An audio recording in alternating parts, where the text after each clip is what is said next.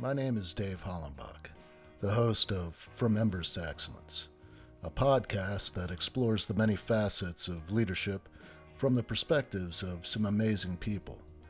We discuss the triumphs and failures that have shaped our lives and our leadership philosophies. I've found that it isn't whether we fail that defines us, but when we do fail, how we respond. Leaders dust off the ashes and use their failures as fuel to work harder and as lessons to come back wiser and stronger, more resilient, more determined, and more committed to excellence. Today I'm speaking with Elena Pastore. She is a leadership and career coach. She works with clients on leadership development, skill building, and resume writing. Elena enables clients to achieve their greatest professional leadership impact by capitalizing on accomplishments, honing strengths, and developing exceptional team cultures. She earned both her bachelor's and her master's degree in business from the University of Florida. Originally, she's from Rhode Island and currently resides in St. Petersburg, Florida, on the Gulf Coast.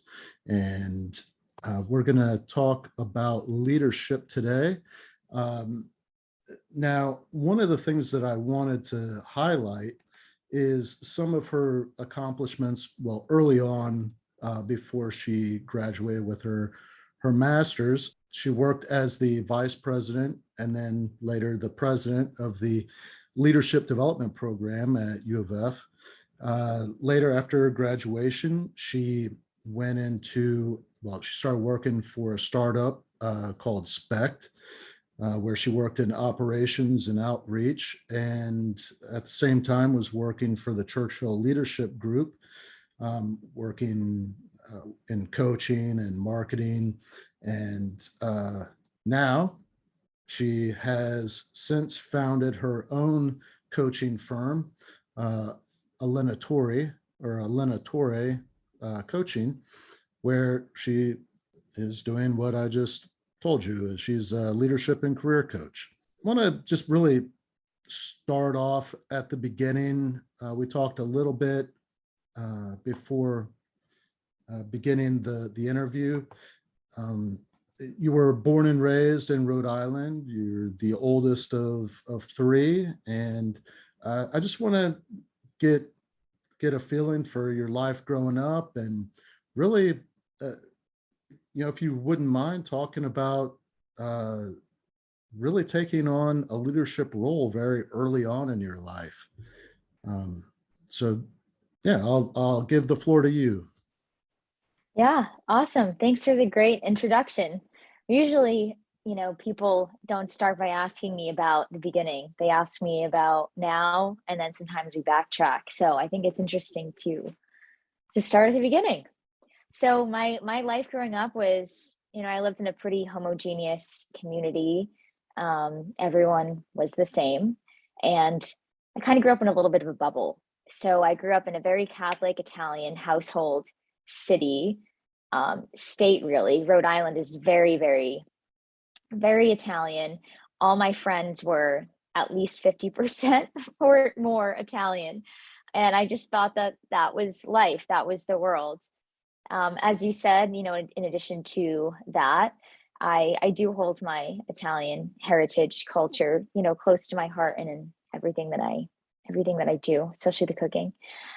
So in addition to those things, I am still the oldest of three siblings. I have a younger brother and a younger sister. Sister is the middle child, and she won't hesitate to tell you that. But yeah, I went to Catholic school my whole life. Family was always very important.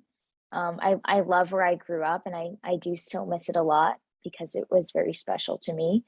And my mom raised us on her own for most of my life because my dad passed away of a massive heart attack when I was 8. So I helped kind of raise the other two siblings a little bit since I was 8 years older than my brother, the youngest. And those are really the biggest things that have shaped my life. into the person that I grew into, and the little girl that went to college at 17 upon graduation. So that was kind of my life in a nutshell, and I'm very grateful for it. What did your father do for a living? He was primarily a banker. He was the COO of a small bank in Massachusetts, and he was also a politician. He was the president of the city council where I lived in Rhode Island. And how about your mom? She's an optometrist. I've done a lot of interviews. I always like to get a sense of a person's foundation early on in their life, and sometimes it's more obvious than others. But yours, having a mother who, at an age when you're very young and your siblings are even younger, your mom is in a position where she's raising three children on her own, and this is your role model. This is the main influence that you have in your life, and you see, I'm guessing a pretty strong woman take life by the horns, and really, I just I like stories like this because there so many times we hear stories of tragedy that really don't turn out like this, where people give up and go a different way. And I just kudos to your mom, and like, awesome for you too. It's um pretty cool. Yeah. um Yeah. but I would like to ask you, maybe if there's some memories early on in your life that really, memories of your mother that really kind of helped shape your ideals and maybe your leadership philosophy. It's interesting, and I've actually never thought about this because usually people ask the same thing about my dad rather than my mom.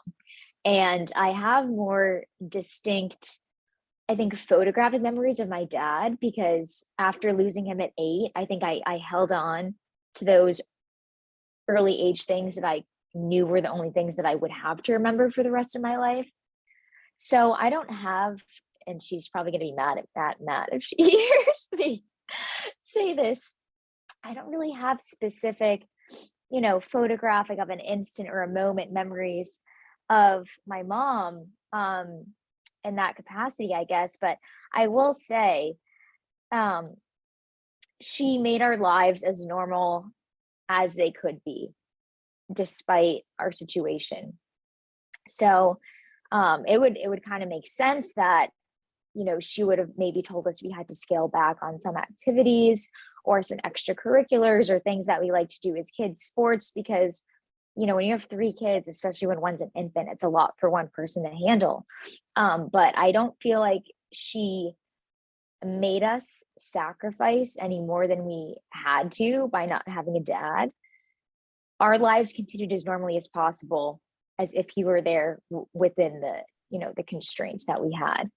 And I didn't realize how critical that was as a kid, you can't really, you don't really understand, oh, this one person has responsibility for 3 kids financially, time wise, just being spread thin. Like you don't, when you're a kid, you can't register that in your head. So as an adult, when I could, I was like, wow, how did she physically possibly do all that for us? And so while I don't remember, a specific instance of, her leadership or her strength, I think just that concept to me speaks volumes about, the upbringing I still was able and my siblings were able to Do you have a background in sports or anything? Did you play sports in have. high school? I was a dancer and a cheerleader. So some people don't consider those sports, but I do. Well, uh, the reality is that, well, so my daughter, she's a dancer, and especially Okay. when it's a choreographed dance, just like when the cheerleaders are doing a choreographed cheer. It's a team operation. Right. You're performing off of everybody else, and you're depending on them to deliver, and they're depending on you. So no, it's very much the same thing, though some people might not consider it a sport. It's very much a team concept, and Right. uh, and I think that those experiences help develop the mindset that is so important to leadership, and that is, it's not about you, it's about the team, and making sure that you're delivering everything that you can to support whatever it is that your team is trying to accomplish. So Hmm. um, no, I think that that is very much exactly what I was going for, really, because Okay. I got the impression that you were involved in some sport type of thing. So Yeah. My siblings more so with traditional sports than I was. But yeah, no, that's a great analogy. She definitely, yeah, my mom definitely led the team, being our family in the sense of serving us well and getting us on the right path. well, I was asking about the sports though for you, because you went in this direction of leadership with not only what you're doing now, but your education. And Hmm. what what really inspired you to go after the degree and the coursework that you did? I had no idea what I wanted to major in. Business sounded interesting to me. So I was undecided for my first year. I declared business, had absolutely no idea what I wanted to do, got involved in some things, and stuck with the ones that I liked. I think we're all supposed to, or we all end up where we're supposed to if we, let it happen and are open to things happening. So, over time, I became someone that was extreme, and I'm still very indecisive about certain things. Restaurants with intimidating menus that have 50 different options. Um, Deciding what I wanted to major in being one of those things as well. Um, so that really, really heavy feeling of indecisiveness has now turned into, I'm confident that there's nothing else I'm supposed to be doing. But it was because I was open to the possibilities and indulged myself in the offerings that UF offered to me for me. But yeah, I didn't set out to say I want to be a coach, I want to be a consultant, or whatever. Um, I just stuck with what I enjoyed, and then I realized, oh, you can actually have a career doing these things, which seemed unimaginable to me. But when I realized that, okay, this is something I can monetize and build for myself, that's when I realized, this is what I want to do and the way that I want to take my career. Could you kind of give me a sense of your client base and how you help them achieve what it is that they're looking for? Yeah, so I work with um, individuals and groups, teams. Most of the groups that I work with, or individuals that I work with, are, about college age to mid 30s, but I work with people of all ages and anyone that thinks they can benefit from working with me. I'm happy to work with. So really our focus is to help them understand themselves, their skills, their abilities, the value that they can bring to the table. And in the best case scenario, that's always aligned with their interests and what they actually want to be doing. Sometimes we're good at things we don't want to do them. We're good at them, but we don't really like them. So helping them understand what those things are they're good at, hopefully aligning them with something that they actually like, and then how to productively apply that to either a career, or in the case of a college student, what they're involved in their professional activities around campus. And the idea that when you understand yourself, you gain that self-awareness, and you understand how to apply that in a productive way in a professional or personal setting, that you can have exponential growth, exponential results, engagement, productivity, and then all of those things overall just contribute to happiness in your life overall. And so I really see my work as a domino effect to positive change in all areas of life. When you're working with college age students, are you kind of helping them determine their course, or maybe what they focus their education on, or are you helping them kind of dial in um, their decision-making process for what kind of career path they're going to set out on? That part's more of a byproduct. What I work mostly with college students on is how to capitalize on what they're currently doing. Whether it's something they're involved in, they have a leadership position, how can they capitalize on what they're currently doing, take their likes and dislikes from that, and then say, now when I leave college, what do I want to do with this? Do I want to do anything, with this experience that I have, or, do something else similar. People that are older, it's more about, or people that have, not old as an age, not old as in you're an old person, but people that have had a career or are in a full-time job, even if they're only 22 or 23, with those people, it's more like, how can I switch careers, or how can I do something different? Because those college students haven't yet had a full-time job. So I don't know if that answers your question, but that's kind of the difference in the groups.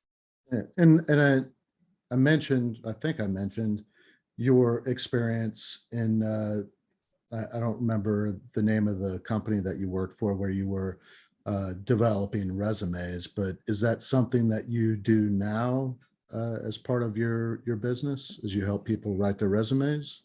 I do resumes now. I didn't specifically work for another company doing it. I have a couple of partners that I contract with to help them write resumes as well, in addition to my own clients doing resumes. And that is on my LinkedIn, so you might have seen it there. Yeah, so I'm really passionate about the interpersonal development, helping people develop themselves, like everything that I just described. And then another piece of that is, how do you put that on paper and how do you articulate that to someone else, whether it's a promotion you're looking for, again, switching to another company, you're switching to another career altogether, and illustrating the ways that your experience can be leveraged as opposed to a detriment to your future. So I do a lot of different things when you examine down the line of what specific tasks or services do I offer. There's a lot of different ways that we can go with it, including the resume writing. But like I said, really at the whole, I want to help people know themselves, articulating that to others, and then putting that into action. That's kind of my guiding star for the ways that all of this work falls under. So you have this leadership development coaching firm, and you're working with clients, help them align their passion with their career, and helping them develop. I'm guessing helping them develop their leadership abilities. Looking at your current list of clients, is it more male than female, or more female than male? Is the bulk of your clients, are they in their 20s or 30s? Like, I'm trying to get a demographic in my head to kind of aim my questions. I would say for the most part, it's pretty 50-50. Some of the college organizations that I work with are Greek organizations. So in which case, those would be either all men or all women, just because of the nature of if I'm working with an organization. But I would say in general, the spread is pretty 50-50. Although something interesting that I hadn't realized before this conversation is that one of my biggest coaching packages is a long-term, multi-month coaching package to switch careers, transition, into a new one. And I've had just 3 people that have been in this multi-month package, and they're all men. And I don't know if that's just a coincidence. 3 isn't a very large sample size, but yeah, that my biggest package has only been men that I've worked with on that. and And all men in their 20s. and what is the focus? What have you found they want to focus on primarily? This is also, now I'm just, I'm being very candid. I'm kind of thinking out loud here. Most of, or yeah, all three of them have wanted to, either knew they didn't like what they were currently doing, didn't see growth in it, and were very willing to welcome with open arms a career totally different from what they currently were in. And the reason that that's interesting to me, and this is something I think we mentioned in our previous conversation, you and I, is that men are more willing to apply to a job if they only meet about 60% of the requirements. They'll apply. Women, well, you said, yeah, women feel like you need to be overqualified. Women feel, and then this was a real study. I don't remember who did it. Women will only apply if they meet 100% of the requirements. So men will apply at 60, women will meet, or I'm sorry, men apply at 60, women apply at 100%. So I think, and again, I'm just thinking very candidly right now, because I've truly never thought about this before. Maybe men, because they are more willing to try something totally different maybe than women are, they're also willing to seek out the help that, of a coach, aka me, that goes along with that career change. But I think maybe at the core, they believe in themselves more, that they can do it, naturally, than maybe a woman would. Yeah, So again, that's on the spot, but. well, and I think there's some validity to that. Well, obviously, because there is actual statistics from research that's been done, but when you dig in a little bit deeper as to why that is the case, I think, as a culture, we tend to, and I know that I did this with my daughter when she was very young, and it wasn't until it was pointed out to me that, I was very, I would coddle her, or, if she was about to do something that she might hurt herself doing, I would be like, oh, hold on a second, or here, let me help you with that, or whatever, which then kind of, I think what you see is,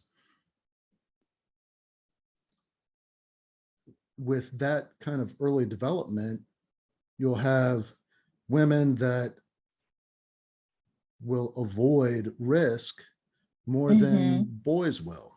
Mm-hmm.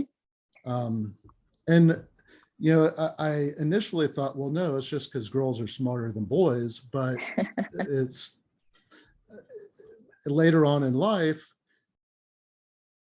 the risk aversion can be limiting. I've had to be more aware of how I approach things with my daughter, because I don't want her to have this mindset that she has to be risk averse. I want her to feel empowered and not be afraid to take risks, especially if they're calculated risks. And I want her to have confidence in her abilities. So, That's really interesting you bring that up. Have you heard of, and I don't want to butcher her name, I think the way you pronounce it is Reshma Sojani. Have you heard of her? Or I heard her speak at a women's conference in October of 2019. So I'm kind of pulling this information from back then, so it might slightly be inaccurate. But she wrote a book, which I actually have right here, and it's called Brave, Not Perfect. I haven't read it, but she gave it out at the conference, and I hope to do read it one day. But that's her book, and she also founded, I think it's called not Women Who Code, Girls. I think it's called Girls Who Code, teaching girls how to code. I think mostly younger, high school age girls or younger. I don't totally know her demographic, but anyway, at the conference she spoke about a lot of the principles that she says she wrote about in the book, which is exactly what you just said. When boys are raised, or, when parents are raising a little boy and he falls off the monkey bars at the playground and scrapes his knee, they say, oh, you're fine, oh, you're okay, get up.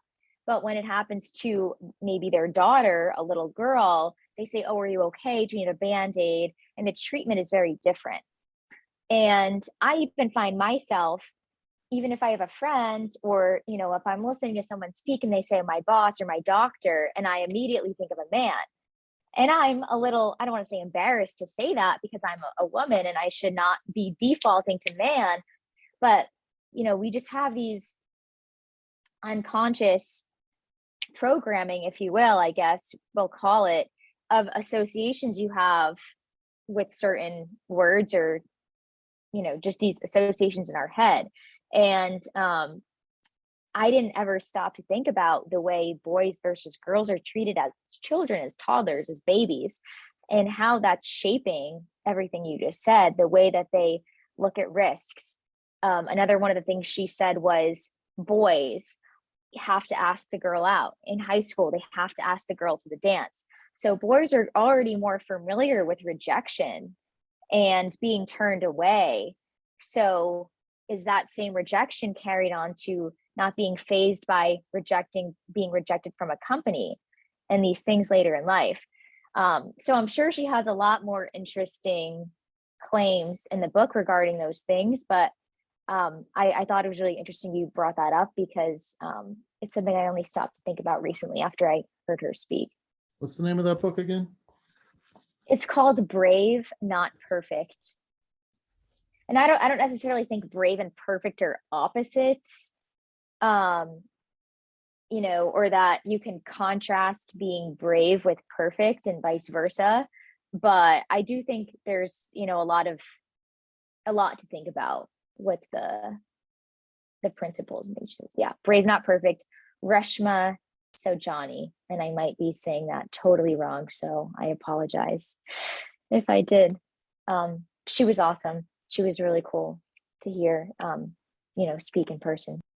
In your professional career, the clients that you have you seen where, or can you outline some examples of obstacles that women face professionally that men don't actually have to face, and how do you coach them through those obstacles? Mm-hmm. Yeah. So I'll start by saying most people's career problems are personal problems showing up as a career problem. So of course, sometimes the problem is, a toxic company, a toxic manager, work environment, things like that. But I would say probably at least 75% of the time when people come to me and say, this is my problem, it's usually a personal problem, whether it's a lack of confidence, someone else told them they can't, there's no money in what they think there's no money in what they want to do, all these reasons why they can't. So I would say in general, I do have more women that lack confidence in what they want to do and in feeling fully empowered, whether it's they feel insecure about their experience, they think they're not qualified enough. Usually the clients that I have that do have more reservations with their career future are women. And the specific examples or reasons are of course different from each person just based on their specific backgrounds. But when it comes down to the common denominator, it's usually that for some reason they think they're not qualified enough, or they don't have the confidence, or they just ask me for validation, or need permission, feel like they need permission. How do you address these concerns that your clients have? Do you work with them on maybe getting those qualifications, or is it, if it's a personal mindset, how do you coach them into a better mindset? Yeah, it's the ability to, or I guess the degree to which I can change their mind, quote unquote, or help them to not think so narrowly is dependent on, and I don't want to say it's solely dependent on this, but it of course varies based upon my working relationship with them, how many times we can chat, things like that. So the people that I can have a longer term relationship with, I believe we can make a much more impactful change in terms of that mindset, because it's going to take more than, everyone's been to one of those motivational talks where they're really pumped for a day or maybe a couple days, maybe even a week, and then all of a sudden they revert to their old habits. And I'm not, saying that I'm a motivational speaker, because I would, like to think that I can be more impactful long term, giving them tangible solutions rather than, just speaking. So with the mindset shifts, definitely takes a couple times meeting together. The longer, the better for more, long term change there. But in the moment, when it's something that I know I have to address quickly, I will try to give them the permission they feel like they need. And of course, they don't tell me that. That's my observation based on their body language, behavior, et cetera, is that a lot of people just need permission because they think they can't. So they need someone else to validate them. In other cases, like you said, do I help them get qualified or what? Usually they are qualified. We're at least 80% qualified, which is totally enough. One of the women that I sometimes work with on projects, her name is Alexa Schoen. It's SHOE as in shoe with an N at the end. She's fantastic. She's huge on TikTok. So if anyone wants to look her up, she's awesome. But she says a job description or a job posting is basically a company saying, okay, we think our ideal candidate has 5 years of this, 10 years of this, knows this software, has worked with international team. She said that's just their best guess at the type of person they want to hire. It's not a be all end all, but people look at it as if I have to 100, or women, some men too, I have to meet every single one of these. So to give you an example, I actually have a guy that I'm coaching, and he said, okay, this is the job I want to apply for. He sent me the exact job posting. This is it. And then I said, okay, tell me the areas where you feel you best are a strong match for this job. Okay, these are the things. Okay, are there areas where you feel that you might not meet the requirements?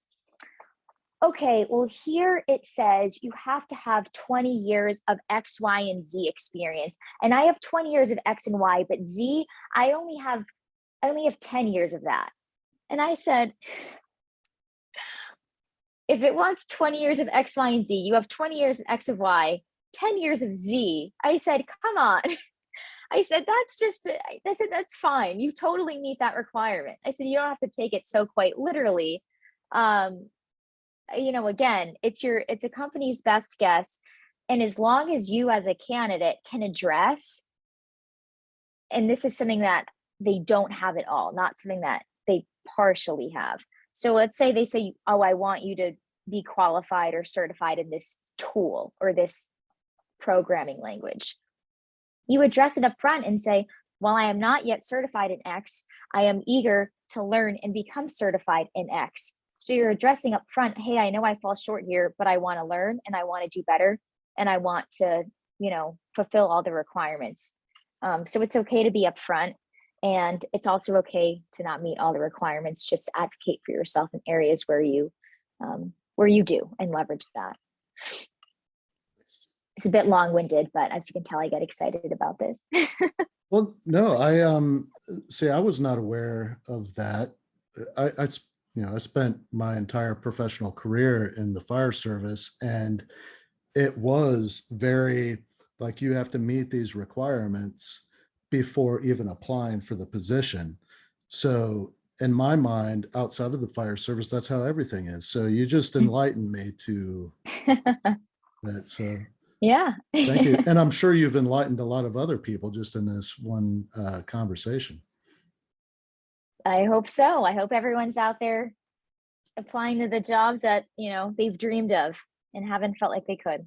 When you take into account just your professional career, because I'm sure in school and prior to college. There's a lot of things that you're probably proud of, accomplishments and things like that. But in your professional career, Mhm. is there any client, are there any clients that stand out, or any personal accomplishments that you're particularly proud of, that I'm just kind of picking your brain here, see.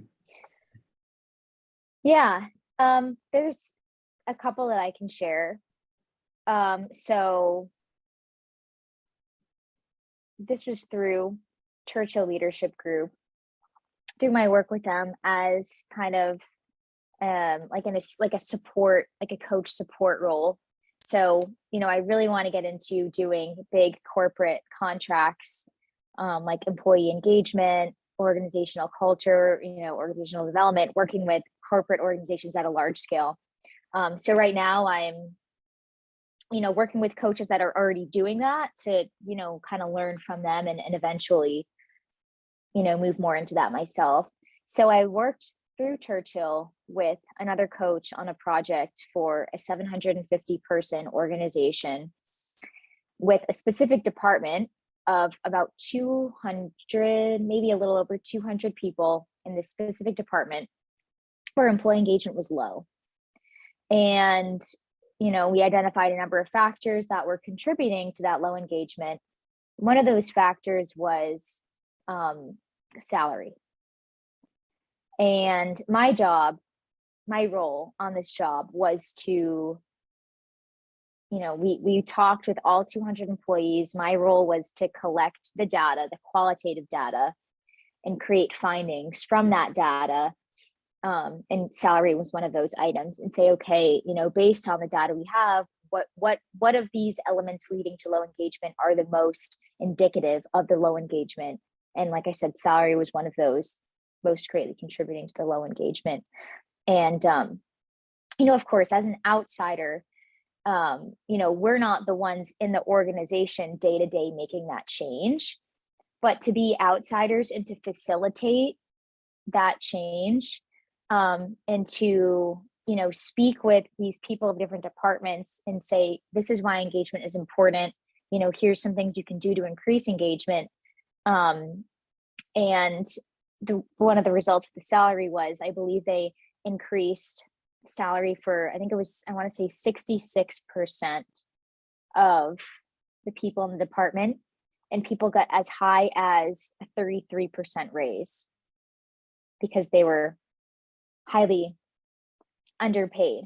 And to see previously the energy, the look on their faces about how much they cared about the work that they did and just totally felt extremely undervalued, like I said, largely due to their salary because it was so under market wage.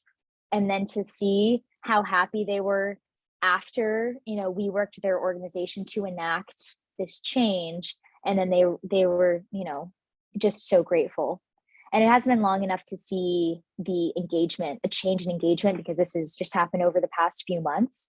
But that was one of the most heartwarming things for me in my professional career, although I didn't single-handedly, make that change myself, to be part of the team that made that change that bettered the lives of literally hundreds of people.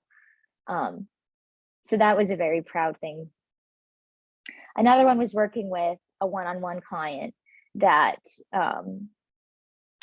he again felt very undervalued, largely due to salary. This is a trend. I honestly haven't thought about this until now, but similar situation, just an individual had a really deep passion for his industry, but felt it was dying off, becoming antiquated, that he wouldn't be able to find another position in this, area that he loves.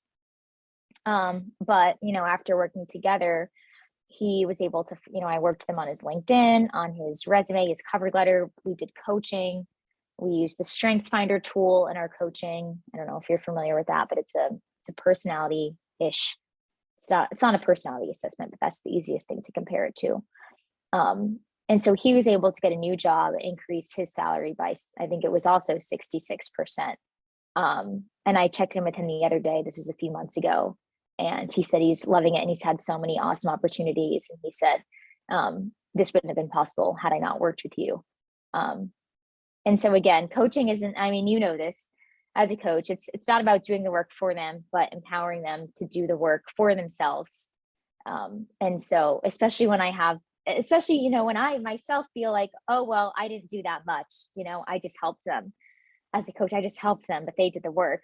But to hear someone come back and say, without you, my life would have been different, or without you, I don't think I would have been able to get here.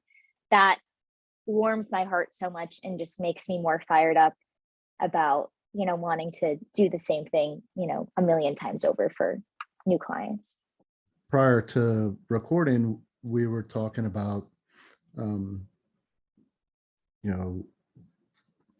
women in our culture, and maybe in past generations where women's contributions weren't valued as much. And you were talking about some of your experiences where maybe you didn't quite feel that way, and that you're hopeful that in the next couple of decades that maybe the value in organizations, or that organizations place on women and their contributions will match your experiences. Can you talk a little bit about that? When I was in college, a lot of my experience, or my college experience involvement, was pretty much split through Greek life and the business school. And in Greek life, it was all women run. So, there was no chance to be thought about differently from a man because it was all women. But with my business school involvement, I did not ever feel that I was looked at differently, or that any of us thought of each other differently based on being a man or a woman. And the thought of different treatment amongst, each other didn't even cross my mind until kind of coming into the professional working world and seeing all the discussion that there is around gender and leadership opportunities, and who is holding these positions. Because I know that I forget the number, but such a really, I think it's 10 or less of the Fortune 500 CEOs are female. I think around 10 out of the 500 are female. And so you can obviously see that stark contrast there, that's obviously not a representation of the population of people at work in these companies. However, as a college student, especially in elected positions in the business school, as a leader, running against men, being elected over men as a woman, I didn't see it as that. I saw it as they thought I was the better candidate. I didn't see it as, oh, I'm surprised they picked me because I'm a girl, and the other dude's a dude, right? So I do truly feel that my age, my experience, and seeing that I think everyone felt the same I did about gender and who's in these leadership positions in college, I do think that in the coming decades, those same perspectives will play out into the professional working world and the organizational hierarchies of these huge corporations, and that we will start to see that change coming to fruition at the top of the ladder in, like I said, in a few decades. So I don't know if every other woman, or at every college, if it's the same. I'm sure different parts of the country might have differing views on that as well, but I do feel strongly confident in saying I don't think, at least with my age group, I don't want to say generation, but with my age group, I don't think people see that as a problem or as a reason to think of someone differently. And so I hope that we can see permanent change in that. Say you have a client come to you, a woman that is facing a culture that doesn't value her contribution the same that they value the men in the organization. How would you approach that? How would you coach her in overcoming that? I believe that if there's a will, there's a way with anything. But I also believe that sometimes the way, you have to determine if it's worth pursuing based on how difficult it may be to attain, how much effort you're willing to put in, and knowing where your boundary is in doing all of that. So I would never want to tell someone to take the easy way out by just getting a different job at a different company where that's not a problem. However, if that belief is so embedded in the culture of that organization to the extent to where your efforts for advocating for yourself and for other women will not move the ticker. That's the term, right? I think so. Move the ticker. Then I think you also need to be realistic about how you go about pursuing your own path. Because people that are, and this goes for anything, people that are so embedded and so set in certain beliefs, no matter what you do, you're not going to change what they think. And especially if those people are decision makers over your professional life, certainly try and stand up for yourself. But know when you need to walk away, pursue something else, or leave the situation altogether. So if I was coaching someone, I would, in the situation you described, I wod definitely, tell her all of that. And then, of course, dig more into whatever her specific constraints and the, additional details about her situation in order to help her create a plan that I think is realistic, would realistically move her towards her goal. The reason that I'm posing this line of questions is, again, in my professional career in the fire service, I saw women treated differently than men and valued differently and dismissed simply because of their gender. And if you, one of the things that I would see most frequent is if you take a male firefighter and a female firefighter, they got hired at the same time, they've got the same amount of time on the job at the same station, running the same calls. The man makes a mistake, they do training to correct it. The woman makes a mistake and it's like, oh, see, freaking women, clearly they don't belong. And it's almost an automatic, like, see, and I can't tell you how many times I had to sit down and have conversations either with the men or just with the whole crew, and like, go, you gotta get out of this mindset, because if she was a man, what would your next steps be? You would address it and correct it.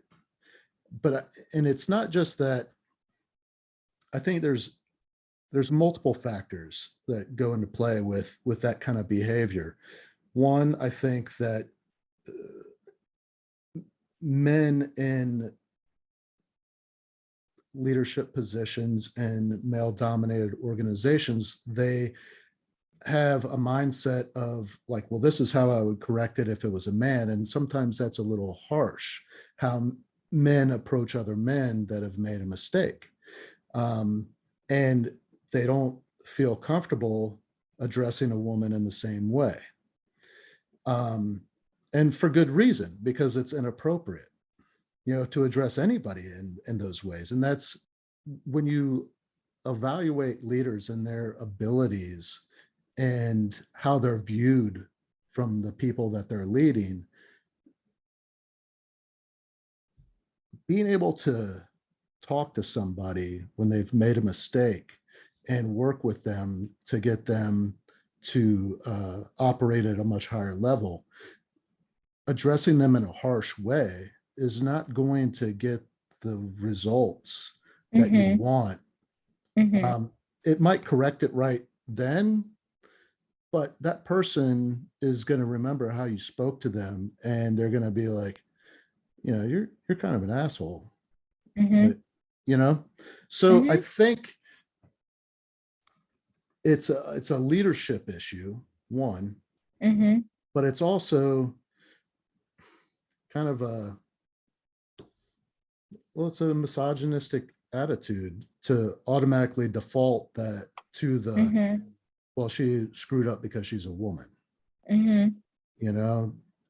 And when you look at this and you look at the history of women in the fire service, just to take one occupation, and you look at the United States Fire Service, it's not until recently that within the last 5-10 years, that the percentage of women in the fire service has actually gone above 4%.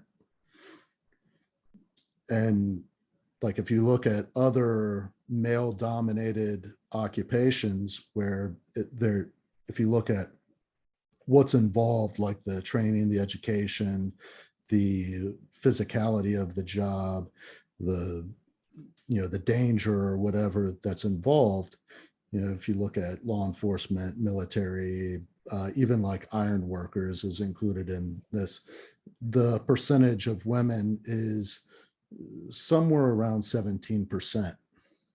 Okay. And the fire service, up until, like, I think the last census was like 4.7%. So it would have been 2020. So the previous was 2010, and it was I think it was 3.4, 3.5% was women. So it's only gone Mm-hmm. up like 1%. And Mm-hmm. over 10 years, that's just Mm-hmm. asinine. Uh, Mm-hmm. and Yeah. and and I think that's attributed to culture, not Mm-hmm. uh, and I know that you probably would see this just in any occupation, but when a person does not feel valued, Mm-hmm. Mm-hmm. why would they stick around? Right.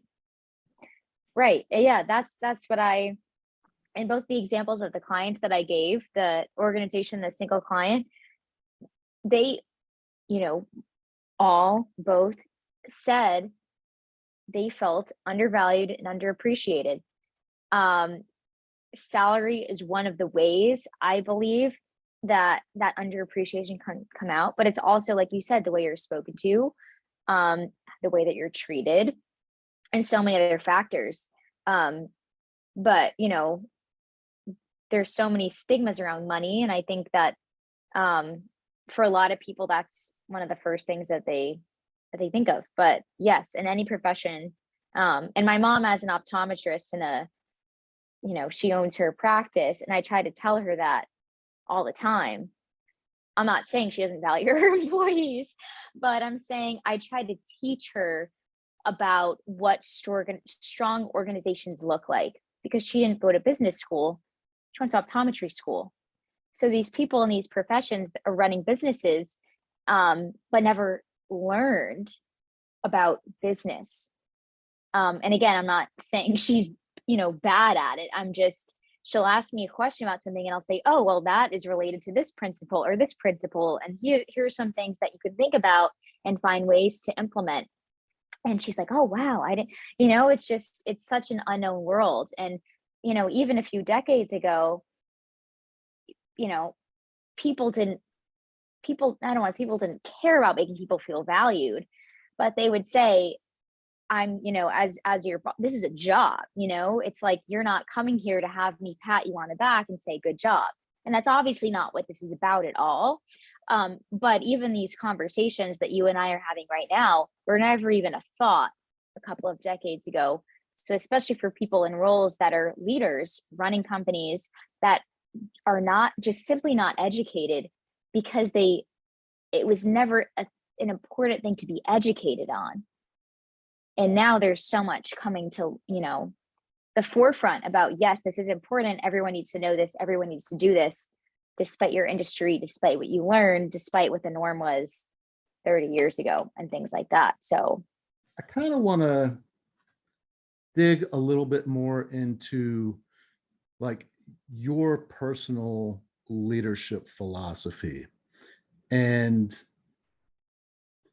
maybe some of your influences that kind of helped you develop this mindset or philosophy, and how you apply that to your personal business.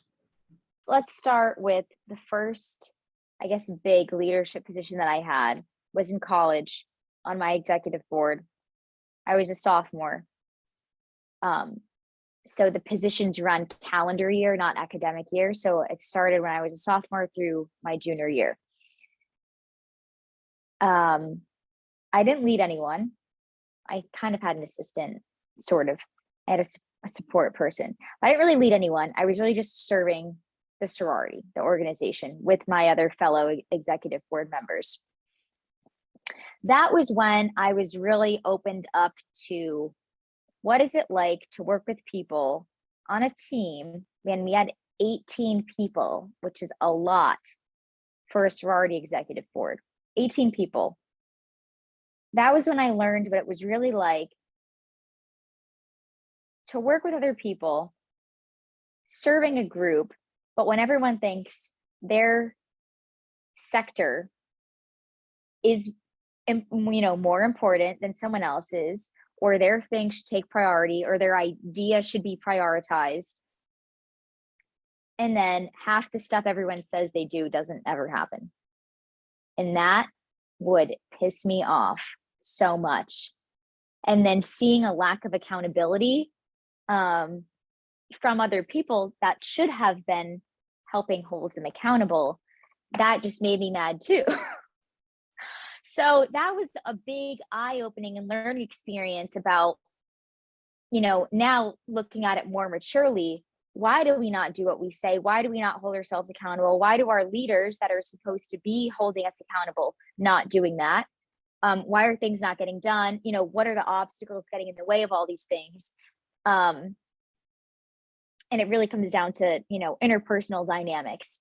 And so, the rest of my college career and the other leadership positions I held, I had a clear idea of what I was getting into, what to look out for, and how to be the leader that I, needed in that time. So after a lot of kind of reflecting, one of my biggest influences is Gary Vaynerchuk. Have you know who he is? Okay, a lot of people don't like him.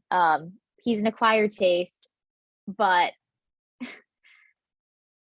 so many important principles about business and how to treat people I learned from him, and especially about, this is kind of what I mentioned in the beginning, starting with your own self-awareness and how you treat people, how you treat yourself, and how you view everything going on around you. If you don't first have a good grasp on that, the other things are going to be much, much more difficult to successfully harness and execute on. So that was really where I think I got my foundation on how to be a leader, how to recognize a good leader, and pick out specifically, oh, they lack psychological safety, or oh, they're, maybe insecure, or oh, they don't have confidence, or, and then of course the positive things, oh, this person is exhibiting emotional intelligence, they have conversational intelligence, whatever, both sides of the coin. and so that's how I kind of helped develop myself, know what to look for, and then how to, pour those things into this new age of leaders, especially through my own experience when I'm working with college students and saying, I know you're going to go through this because I went through this. So before we get there, let's stop. Let's see what we can do to talk through and to best prepare you to, tackle these challenging situations with poise and tackle these things well. Well, you mentioned emotional intelligence, conversational intelligence, and let's start with the conversational intelligence, being self-aware and having the ability to read people. So having that empathy component is key to your conversational intelligence. So when you're speaking with somebody, when you're communicating with somebody, well, one, you, depending on the conversation that you're having, open-ended questions will get more from the person. And being able to watch their body language and be aware of your own personal body language so that you're not putting the other person off. But being able to read them in a way so that you know that they're understanding what you're saying and what you're asking them.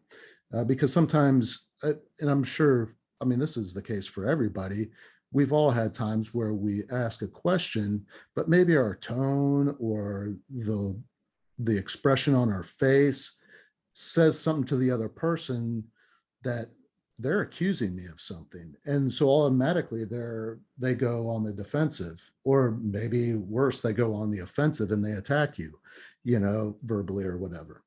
And completely unintended, response when all you're trying to do is communicate and connect with that person. So, being able to, well, there's the congruency component where when what you're saying and what you're like verbally and what your face and your body language is saying, they have to line up. And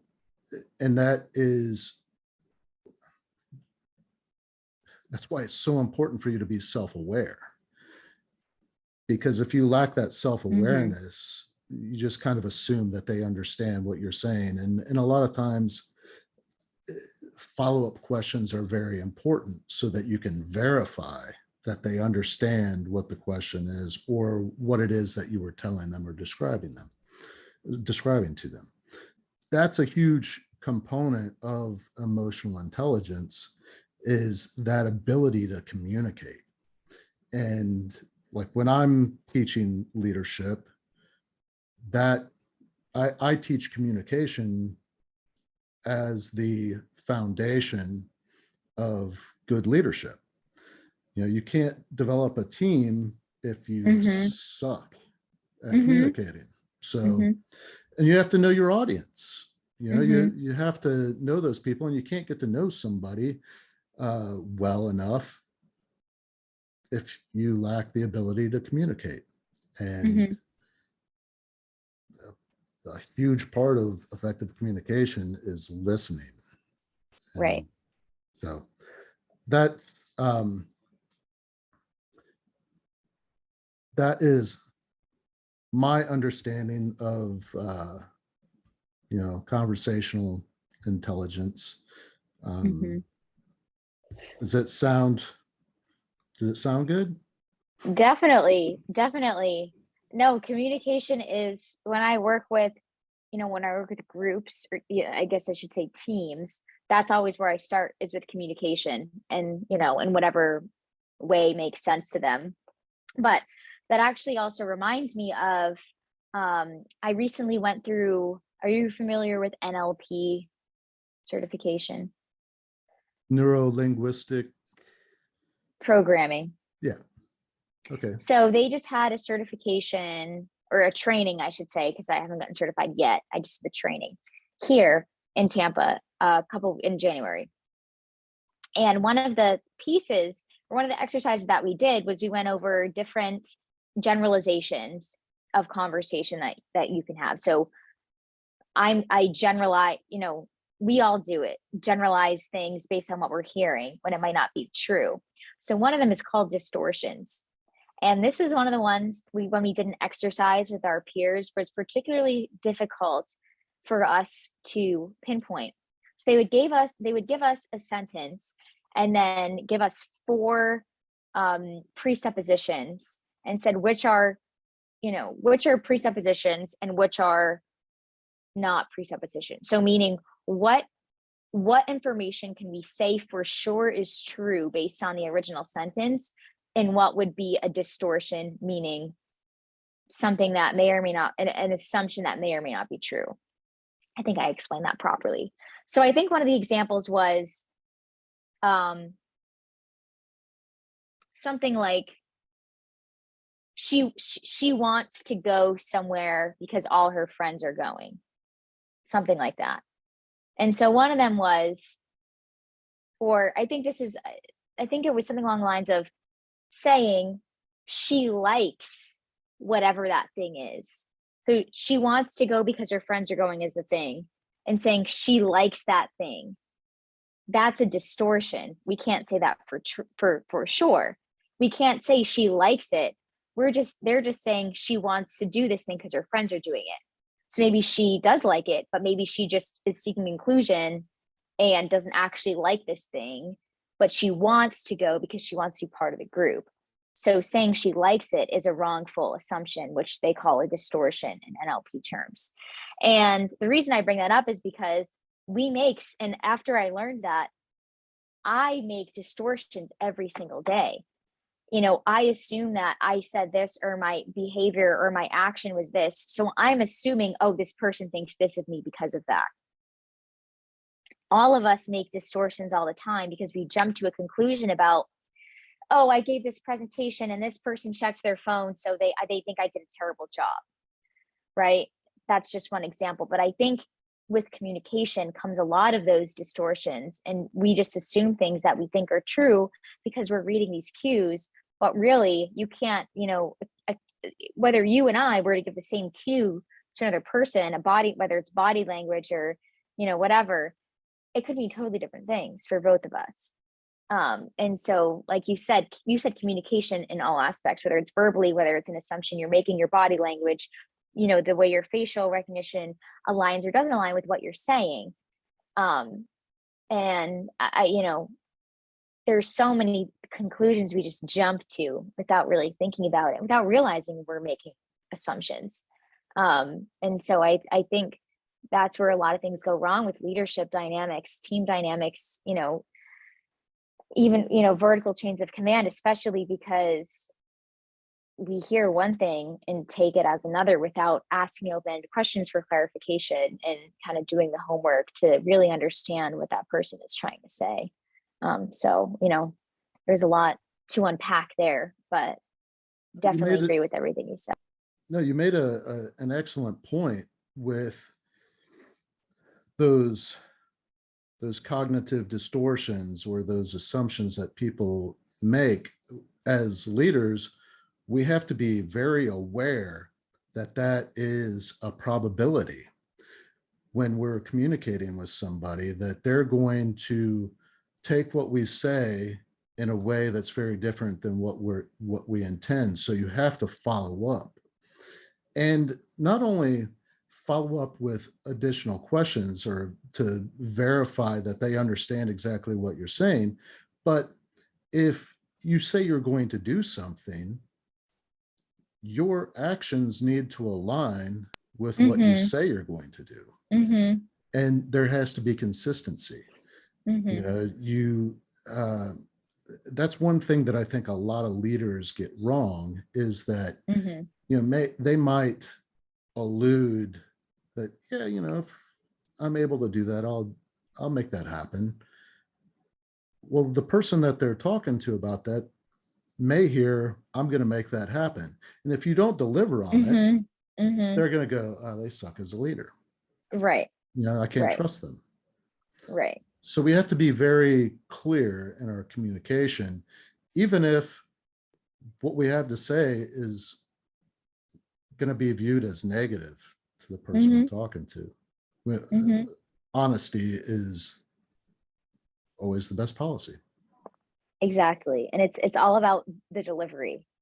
You know, you can deliver any type of news respectfully, which will, of course, the way that someone feels is about far more than the message.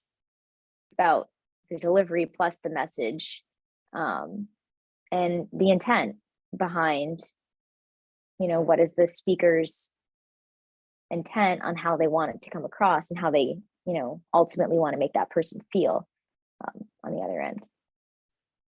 Before we close, because I try in most episodes to kind of give a little leadership nugget and give the guest an opportunity to do the same. And because we're talking about this, one of the things that I'd like to leave the listeners with when we're in a leadership position, what you just said, about it's really more important how you leave that person feeling than what the actual message is,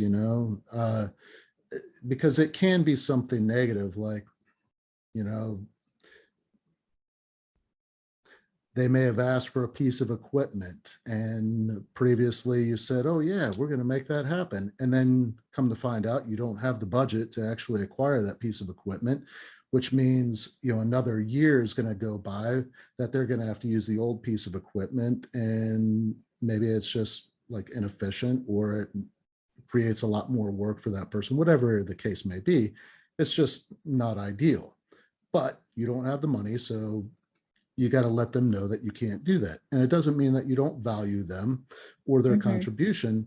But if you just go, sorry, man, we're not gonna get that piece of equipment, rather than, hey, I really, really thought that we were going to be able to get that piece of equipment, and I'm going to have it on the list to try and get that in the budget for next year. And it's going to be my priority. But right now, I just, I really don't want you to take this the wrong way. I thought we had the money. We're going to work very hard at making sure we get that piece of equipment. We know that it would make your life easier, and we want you to be happy with what you're doing, because we don't want you going anywhere. We value you and the work that you're putting out. So, trying to make sure that they feel valued, even though you can't give them what they asked for. Well, when I was in the fire service, one of the things that was tough, because everybody makes mistakes, right?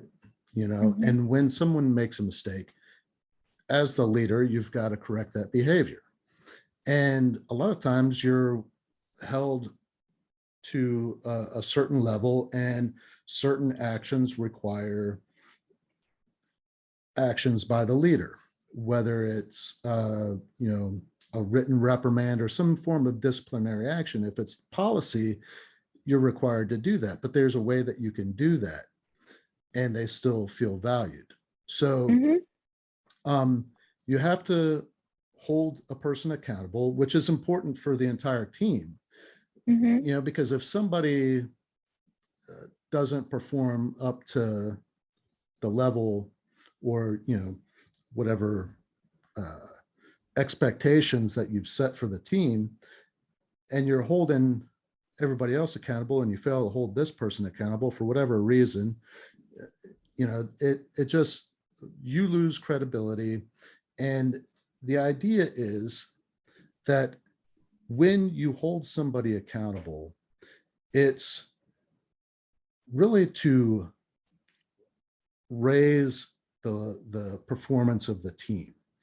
And the way that I explain this to, I used to teach in the Officers Academy, and the way that I ask them to approach it when they're working with the crew that they would eventually get, is if your if your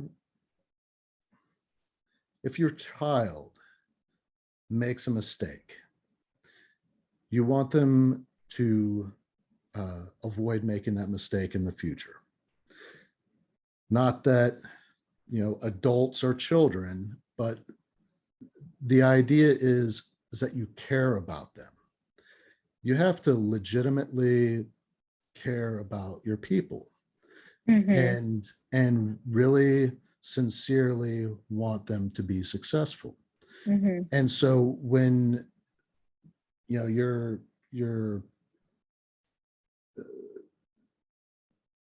working or operating within a set of policies and there are expectations, you have to follow those policies, but there's a way that you can do it and there can be a lesson for everybody. And so Right. what I'm trying to give the listeners here is this mindset that you should have when you're approaching leadership, is that really the only way that you can consider yourself to be successful as a leader is by looking at whether or not your team is successful.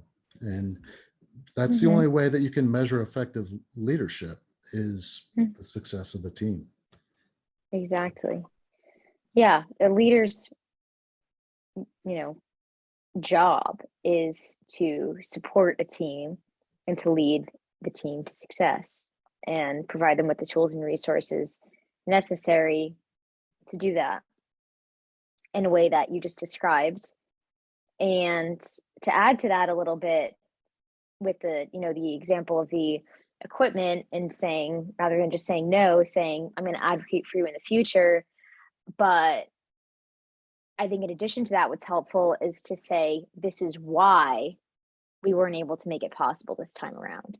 You know, maybe something else for the entire team was more important, and that's what the funding was allocated to. Because I find that also when people know the why, and especially if it's directed at the betterment of the group as a whole, when this one example might have been something for that individual, then people, when it's a team with a good culture where people trust each other and value, your brother and your sister, um, then they'll say, oh, okay, I'm glad that we were able to do this for the group, because I want to make sure that the needs of the group are met, even if that comes before, something that I specifically, want. Um, and of course that's circumstantial, but the why is important as well, I think, in understanding decisions. Well, it's all about how you leave them feeling. Exactly. I'll have a link to your website in the show notes, but just for the listeners, if anybody wants to get in contact with you or to follow you on social media, what's the best way to connect with you? Of course. The best way is my email, which is elena@elenapastore.com. My LinkedIn, I'm very active on as well, which is linkedin.com/in/Elena Pastore, just, all together one word. And I did just recently make a company Instagram, so I'm hoping to have some nice value and words of wisdom and tangible pieces of advice that you can apply to your own life. And that is at Elena Torre Coaching Instagram. And So I'm available. your LinkedIn and your Instagram accounts are actually, you have links on your website, right? I do, yes. I have a company LinkedIn page as well, but that, if you want to connect with me as a human, that's why I Okay. gave my personal, my LinkedIn. Okay. Well, I will have those links in the show notes at the bottom of the page. So anybody out there listening wants to connect with Elena, please do so. And Yeah. I wish you all the luck, and I'm really, really happy that we got this chance to connect and talk, and I think the listeners are going to get a lot out of this conversation. I hope so too. Thanks everyone for listening. Thank you for listening to this episode of From Embers to Excellence. Please like and subscribe to my YouTube channel. Follow me on your favorite podcast platform and visit hollenbachleadership.com for additional content. My goal is and always will be to add value to as many people as possible. So if I can be of any assistance to you or someone you know, please connect with me via email or on one of my social media accounts, linked on the homepage of my website. Remember, our failures don't define us unless we let them, and the only true measure of a leader is the success of their team.